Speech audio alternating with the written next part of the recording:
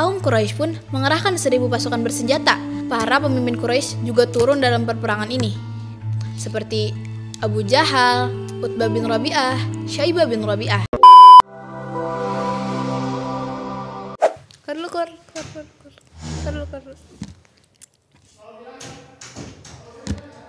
Gak mau. Assalamualaikum warahmatullahi wabarakatuh. Halo semuanya, aku gak usah kenalan kali ya? Kan aku udah kenalan di video sebelumnya. Jadi buat kalian yang mau tahu nama aku, cek aja di video sebelumnya. Nah, kali ini aku bakal cerita lagi nih. Cerita kali ini tentang perang yang malaikat pun ikut turun untuk membantu perang ini. Perang ini yang menjadi bukti pertolongan Allah Subhanahu wa taala bagi kaum muslimin. Ada tahu nggak perang apa? Tahu nggak perang apa? Perang ini dikenal sebagai Perang Badar. Peristiwa ini terjadi pada tanggal 17 Ramadan tahun kedua Hijriah. Penasaran gak sih gimana kisah selengkapnya? Yuk langsung masuk aja ke Perang Badar. Kok Perang Badar? Ke cerita Perang Badar. Tahun kedua setelah hijrah, kaum muslimin di Madinah hidup dalam keadaan sangat sulit. Harta mereka telah dirampas oleh orang Quraisy. Lalu mereka juga diusir dari kampung halamannya.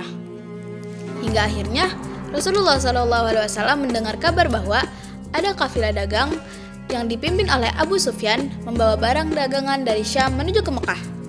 Para sahabat pun berkata, "Wahai Rasulullah, jika kita bisa merebut kafilah ini, kita bisa mengambil kembali harta yang dulu dirampas oleh Quraisy." Hingga saat itu, Rasulullah pun memimpin pasukan kecil yang terdiri dari 313 orang. Di sini, Rasulullah bukannya memicu perperangan, tapi Rasulullah ingin mengembalikan hak kaum muslimin yang dirampas oleh Quraisy. Jadi, Rasulullah tuh bukan salah satu penyebab terjadinya Perang Badar, bukan ya. Jadi, ini karena ingin mengambil kembali hak kaum muslimin yang dirampas oleh Quraisy. Jadi gitu. Setelah itu, Rasulullah pun memimpin pasukan kecil yang terdiri dari 313 orang kan. Nah, banyak sahabat dan keluarga Nabi yang ikut serta dalam peperangan ini, seperti Abu Bakar As-Siddiq, Umar bin Khattab, Ali bin Abi Thalib, Hamzah bin Abdul Muthalib yang dikenal sebagai Singa Allah, Sa'id bin Abi Waqqas, dan Mus'ab bin Umair.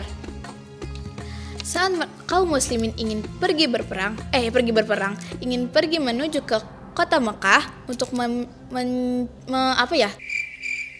menghadang kafilah Quraisy, Abu Sufyan ternyata mengetahui kalau pasukan muslimin ingin menghadang kafilahnya. Ia pun mengubah rute perjalanannya, atau istilahnya itu dia muter balik gitu biar nggak ketemu sama pasukan muslimin. Setelah itu dia juga mengirim utusan untuk meminta bantuan ke Mekah. Kaum Quraisy pun mengerahkan 1.000 pasukan bersenjata. Para pemimpin Quraisy juga turun dalam peperangan ini, seperti Abu Jahal, Utbah bin Rabi'ah, Syaibah bin Rabi'ah. Yang tadinya kaum muslimin hanya berjumlah 313 orang, kini harus menghadapi 1.000 tentara Quraisy di medan perang. Tapi pada malam sebelum peperangan, Rasulullah SAW berdoa dengan penuh keyakinan. Ya Allah, jika pasukan kecil ini kalah, maka tidak akan ada lagi yang menyembahmu di muka bumi ini. Rasulullah pun menangis. Beliau terus berdoa hingga subuh. Sampai Allah menurunkan wahyu untuk menenangkan hati Rasulullah. Ingatlah, ketika kamu memohon pertolongan kepada Tuhanmu, lalu Dia mengabulkannya dengan menurunkan bala bantuan berupa 1.000 malaikat yang datang berturut-turut. Quran Surat Al-Anfal ayat 9. Rasulullah kini tersenyum dan hatinya penuh ketenangan.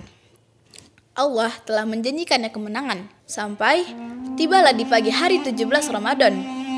Dua pasukan telah berhadapan di medan Badar, sebuah lembah yang tandus dan gersang. Kemudian, seperti tradisi peperangan Arab, pertarungan 1 lawan 1 pun dimulai. Dari pihak Quraisy, majulah Utbah bin Rabi'ah, Syaibah bin Rabi'ah, dan Walid bin Utbah. Dan dari pihak Muslim, majulah kaum dari Madinah. Padahal Madinah tidak ada sangkut pautnya dengan peperangan ini, tapi mereka tetap ikut bersama Rasulullah dalam peperangan ini. Majulah 3 orang, kaum Ansar, tapi mereka ditolak mentah-mentah orang-orang Quraisy. Mereka ingin musuh yang setimpal, yaitu kaum muslimin dari Mekah. Sampai akhirnya Rasulullah pun menunjuk ketiga keluarganya.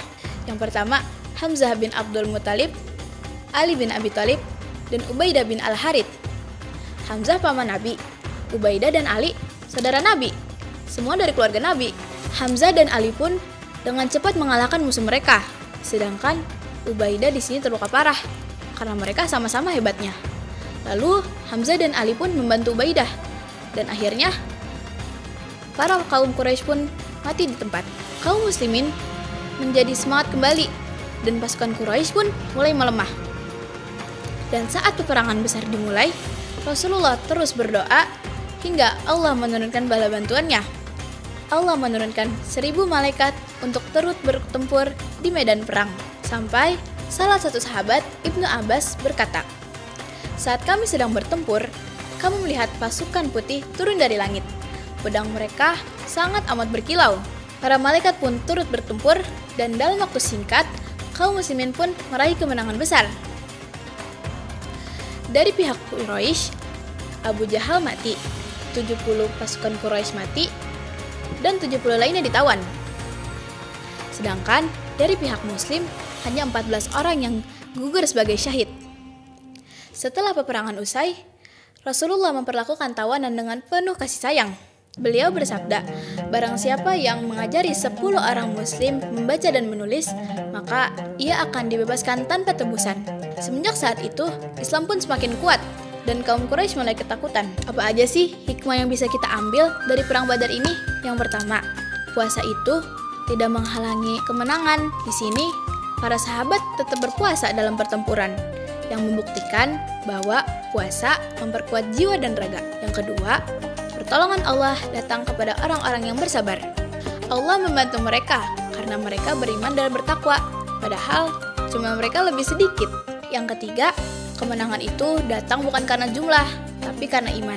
Pasukan muslim hanya berjumlah 313 orang, tetapi mereka mempunyai iman yang kuat dan penuh keyakinan kepada Allah. Rasulullah SAW bersabda, "Janganlah kamu mengira bahwa kemenangan itu datangnya karena jumlah atau kekuatan, tetapi kemenangan itu datangnya dari Allah Subhanahu wa Ta'ala." Mungkin itu aja sih yang bisa aku ceritain. Di video selanjutnya, aku bikin konten apa ya? Atau kalian mau request cerita? Boleh banget tuh yang mau request cerita. Ya udah, itu aja dari aku. Akhir kalam. Wassalamualaikum warahmatullahi wabarakatuh. Dadah.